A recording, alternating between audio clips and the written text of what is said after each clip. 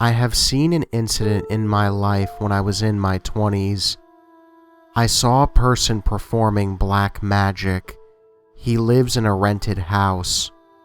One day, his owner's child was playing in front of his house. She was playing with a soccer ball. While playing, she kicked the ball in his room. She went inside to get the ball back. However, that evening, she became severely ill. Everybody thought she was going to die. I mean, she could barely walk. One day, my mother came to visit and sat with our neighbors and came to know what happened on that day. When the girl went inside, she saw him performing prayers. She was at his back and called him. When he turned around, his eyes were red. She got scared and ran away from the room. An elder woman in our neighborhood said to reach him and just mention the illness of the girl. She said that he has the power to use the black magic for good and bad purposes. Day by day, the girl's condition was getting worse. We thought she would die in a week or so. The next day, he is sitting outside his house and my mother was speaking with the girl. She remembered the elderly woman's words. She suggested the girl approach him and ask to remove the sickness from her body. With great difficulty, she walked towards him and sat beside him. He was silent at all times. He saw her and asked what happened. As strong as she could, she talked about her illness, barely getting a word out. He rubbed his hand on her head and said everything will be okay. It was in the morning hours this happened, and in the evening, she was able to talk and take her food on her own. Within 2 to 3 hours, she regained her health. There are incidents where people like this have used their power for bad purposes. It is said that they need to practice this magic on someone to keep them active, or else they will lose their grip on their black magic.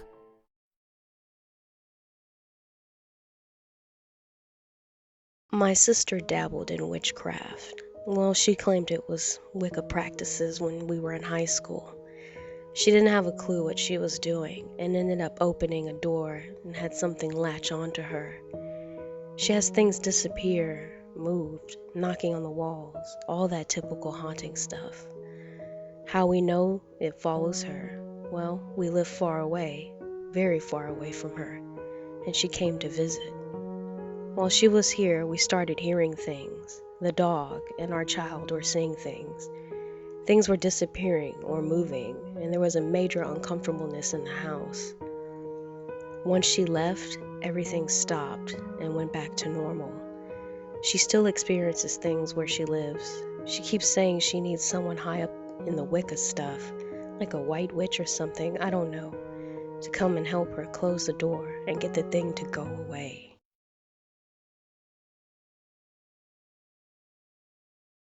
Area in South Texas, which meant miles between neighbors and even further to town. One dark night, my dad came home late from work and had his metal tool pins in his shirt pocket, the kind that have screwdrivers on one end and little magnets on the other. My dad was holding me on his lap after dinner and he wasn't paying much attention to me as he watched TV. Just like any other weeknight, I proceeded to pull 2 of the flathead screwdriver pens from his pocket, as I had done many times before, and I had also taken his keys to make them jingle. I had 1 screwdriver for each hand, so the keys didn't fit. I tossed the keys and they slid clattering, yet unnoticed under the couch. Something different on this occasion was that I had found a 220V outlet that was used for a large heater we used in the winter. This was summertime and the heater wasn't being used, so the socket was open. Now you probably have already guessed what happened, but let me elaborate because this is where the inexplicable parts come in. I firmly placed the first screwdriver into one of the 3 holes with no reaction. It wasn't until I inserted the second screwdriver while holding onto both that I completed the circuit, which caused about 220 volts to surge through my tiny body and locked my muscles in place. After about 7 to 10 seconds, an electric explosion shut out all the lights in the house, casting us into a pitch-black darkness. But not before my father glimpsed my little 25-pound, almost 3-foot-tall body, fling lifelessly 4 to 6 feet from the wall to the ground. Everyone scrambled to get the lights back on. 1 minute passed. Dad got to the fuse box. 2 minutes passed. My mom was in the kitchen, not quite aware of what had happened. Then she found some matches and lit them. She saw me in the flickering glow of the match light with my eyes wide open, unblinking, unresponsive, hands charred. She sprung into action to try and revive me with no success. 3 minutes passed. Dad gets the lights back on. 4 minutes passed. Dad tries to get me to breathe again with no success. 5 minutes passed. Both of my parents were exhausted, trying to make me at least cry, or blink, or respond at all. 6, 7, 8, 9, 10. I've slipped away. My mother calls the ambulance from a hospital more than 50 miles away. At the same time, my dad tries to find the keys to the only vehicle available at the time to get me to a hospital. No keys. He was frantic. He didn't see me toss them under the couch. My mom calls my grandmother, who happened to be visiting at a neighbor's house about 10 miles away. About 20 minutes later, which is now about 30 minutes since the initial shock, my grandmother arrived and scooped my rigid body in her arms. She whisked me away to the next room, closed the door, and commanded that no one enter, no matter what. My parents heard her speaking in another language, not Spanish or English, as she began to weep and heave. Then she screams as if in anger and arguing with someone. There was silence, and then the sounds of smashing glass and things moving in the room. More screams, and what seemed to be an eternity passed before there was silence. Then a whimper at first, then another, and then I let out a cry, and then a terrible blood-curdling scream. This prompted my mom to attempt to enter, but my dad stopped her because he was afraid of what they'd see inside. After about an hour, the crying subsided, and my grandmother came out of the room with me in her arms. I was completely resurrected.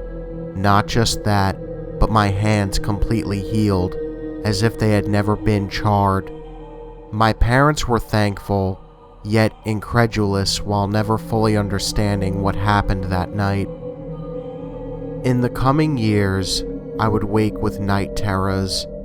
I have since learned to control the urge not to scream in fear at the shadows lurking about, because when I was about 12 or 13, it suddenly occurred to me that they were not there to harm, but to protect. Ever since then, I have had experiences that most would say are mere coincidence. I would tend to believe those skeptics if those coincidences weren't so frequent and constant. Hey guys, thank you all for watching, and if you like this video, make sure to hit that subscribe button and join the Nightmare Army. I'm always looking for new soldiers in my Nightmare Nation. I'd like to thank Fourth Stories for helping me with the theme of this video and the stories as well, and if you guys haven't, please check out Fourth Stories. I'm pretty sure you guys will like her. So now, since I've been doing a lot of collabs on Tuesday, I've decided that every Tuesday I'll be doing a collab video with another horror narrator every Tuesday. We'll call it the Collab Tuesday, I guess. And guys, on another important note, we are at 3,000 subscribers. Booyah! Thank you guys so much for subscribing and watching my videos. You guys have made this happen.